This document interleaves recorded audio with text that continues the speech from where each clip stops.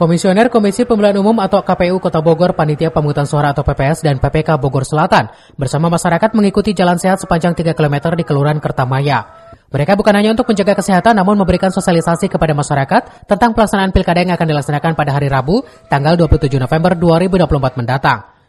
Mereka juga membawa berbagai layar yang bertuliskan pelaksanaan pilkada. PPK Bogor Selatan menggelar jalan sehat untuk meningkatkan partisipasi warga Kecamatan Bogor Selatan pada pelaksanaan pemilihan wali kota dan wakil wali kota Bogor serta gubernur dan wakil gubernur Jawa Barat yang akan dilaksanakan pada tanggal 27 November mendatang. PPK Bogor Selatan menargetkan di atas 85% partisipasi warga mendatangi tempat pemungutan suara atau TPS. Perintah dari KPU Kota untuk PPK itu mengadakan sosialisasi. Nah, kegiatannya itu jalan sehat.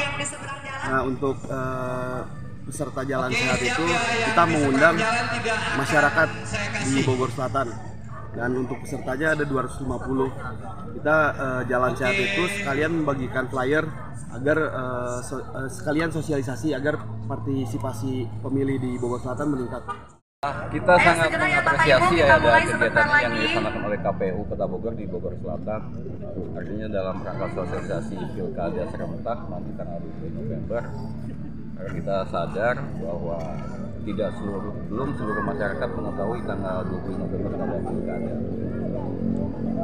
Jadi dengan adanya kegiatan sambil diusahakan merapat Bapak Ibu setidaknya mengingatkan pada warga sini Bapak Ibu biar kita cepat bisa datang hadir pada pembagian door prize-nya ya.